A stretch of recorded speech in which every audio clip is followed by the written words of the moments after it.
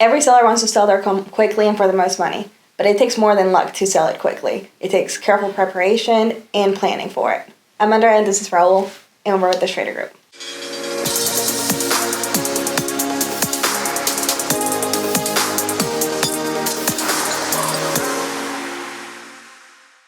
Declutter, depersonalize, and deep clean your home are the most common words used for preparing your home to sell. What advice do you have for people that are trying to sell their home? Yeah, so as a listing specialist for the Schrader Group, my job is to go into your home, evaluate the property, give you pointers on what to do, what maybe not to do. Everyone wants to know where that dollar is going to go. We want to stretch that dollar to get the maximum reward because we realize that our clients put a lot of hard equity into it. So our job is to maximize it. So what I do is I go in there, we talk about decluttering because obviously we don't want a buyer that's walking in our home to see all our stuff, right? We want them to envision their stuff in the home. Right. So there's a lot of things that we do, but we set it up by having a formal listing appointment and just kind of going through the house talking about what we should expect to see. Are there any specific updates necessary to sell a house? Yeah, so typically what I do when I go into the home is I go off of what is current code, right? So I go through the property, I look for any kind of sheetrock damage, any kind of foundation issues, things that are going to be red flags. We look at the water heater, see if there's an expansion tank on it. We look at the AC, see if it's been monitored or at least performed with regular maintenance. Mm-hmm. But I go through there and kind of know what the inspector is going to look at. Okay. So I always try to get ahead of the game. It's always cheaper to go that route than wait for somebody else to come in and tell us what we have to do. What about the inside? What should sellers consider doing on the inside? So it's simple things, right? We always want to focus on the kitchen and the master, right? Those are kind of the two areas that we feel that if anything's going to be a wow statement, those are the ones. Obviously, the living room, typically now we're starting to see in the open floor plans is kind of connected to the kitchen.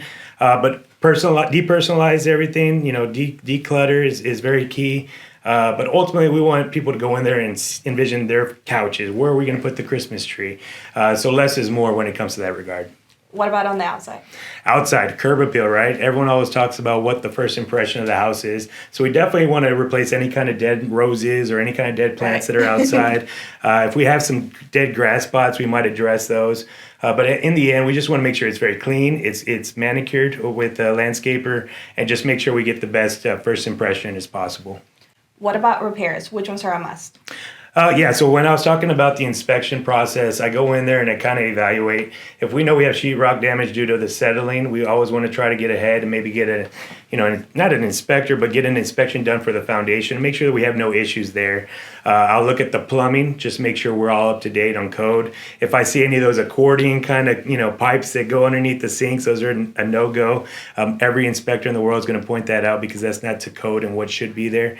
But little things like that, make sure the AC is working right, make sure the roof's in good shape. If I see that there's 10 or 15 other roofs in the neighborhood that have been replaced, I might recommend getting the insurance out there to do an inspection because it's a lot easier to use the insurance money to get a new roof than us have to pay out of pocket later. What about a pre-listing inspection? Do you recommend those? I used to recommend them all the time. Now that I've been doing this so much, I'm kind of to the point where I could kind of point out what will be on that inspection report.